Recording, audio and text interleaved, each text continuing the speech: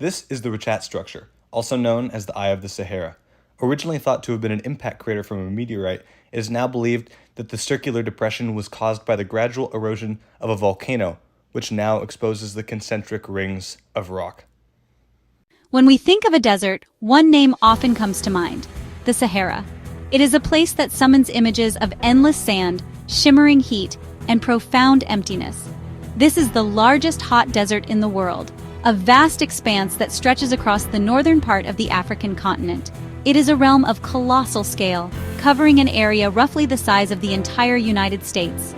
From the Atlantic Ocean in the west to the Red Sea in the east, it dominates the landscape, a seemingly infinite ocean of earth and sky that has shaped both nature and human history for millennia.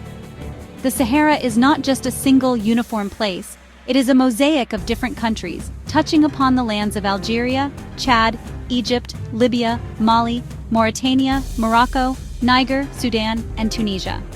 Its name, derived from the Arabic word for desert, Sahara, has become synonymous with extreme environments. Yet, to dismiss it as merely a barren wasteland would be to miss its incredible complexity and subtle beauty. Here, the forces of nature are laid bare, sculpting the land into forms that are both breathtaking and intimidating.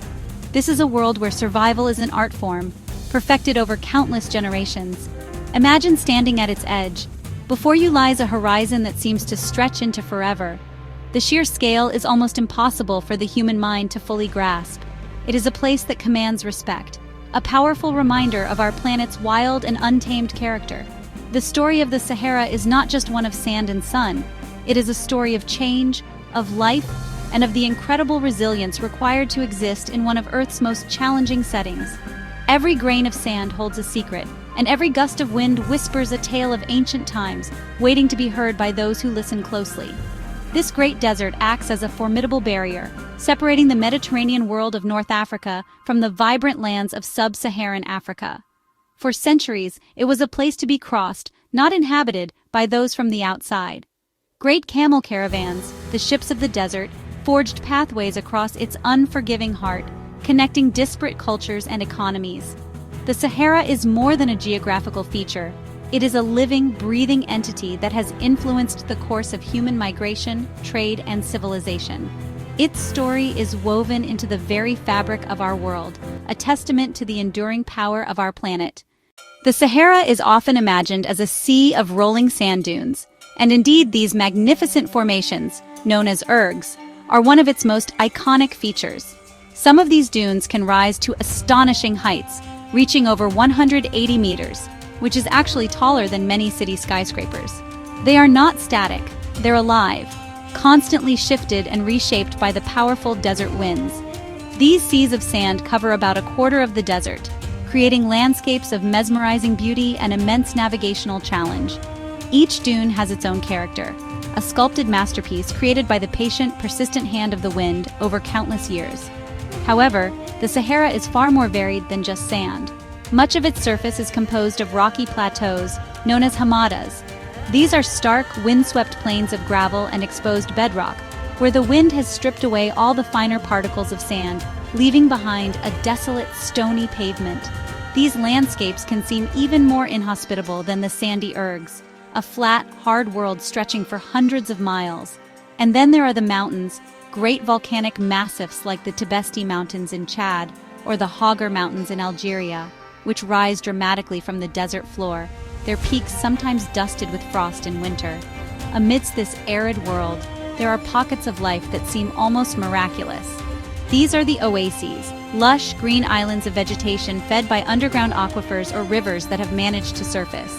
Here, date palms thrive, providing not only food but also crucial shade, allowing for the cultivation of other crops.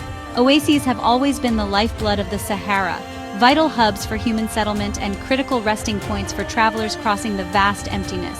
They are a vivid demonstration of how life can flourish in the most unlikely of places, a testament to the persistence of water and the ingenuity of people. And what of rivers? It may seem impossible, but rivers do exist in the Sahara, though they are exceptionally rare. The mighty Nile River is the most famous, flowing along the desert's eastern edge, its fertile valley creating a ribbon of life that has sustained civilizations for thousands of years. Elsewhere, Smaller, ephemeral rivers, known as wadis, carve their way through the landscape. These riverbeds are dry for most of the year, but they can transform into raging torrents after a rare, sudden downpour. These flash floods are a powerful reminder that even in the driest place on Earth, water is a force to be reckoned with. The climate of the Sahara is defined by one word: extreme. It is a world of blistering heat and stark, surprising cold. During the day, particularly in the summer months, the sun beats down with ferocious intensity. The air is exceptionally dry, and with little cloud cover to offer relief, surface temperatures can soar to unimaginable levels. Sand temperatures have been recorded at over 80 degrees Celsius, hot enough to cook an egg.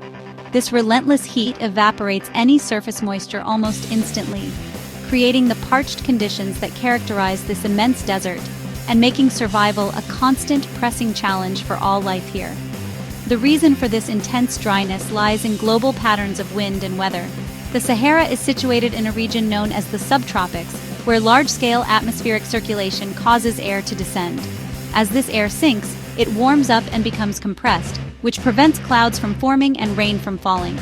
Furthermore, the prevailing trade winds that sweep across the desert often originate over land, meaning they carry very little moisture with them. This combination of factors creates a powerful, stable, high-pressure system that effectively blocks rain-bearing weather from reaching the heart of the desert, ensuring it remains profoundly arid. Yet, as the sun sets, a dramatic transformation occurs. Without the insulating blanket of clouds and humidity to trap warmth, the heat accumulated during the day radiates rapidly back into the night sky. This causes temperatures to plummet, sometimes falling by more than 20 degrees Celsius. It is not uncommon for nights in the Sahara to be chilly, and in the winter months, temperatures in some areas can even drop below freezing.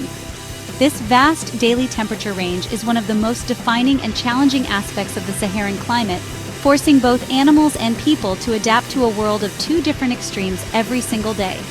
Rainfall in the Sahara is incredibly scarce and unpredictable. Most of the desert receives less than 100 millimeters of rain per year, and in its driest core, years can pass without a single drop falling.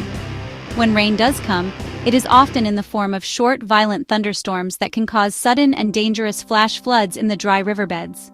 This pattern of long droughts punctuated by brief, intense downpours makes it nearly impossible for substantial vegetation to take hold outside of the oases. The climate is the ultimate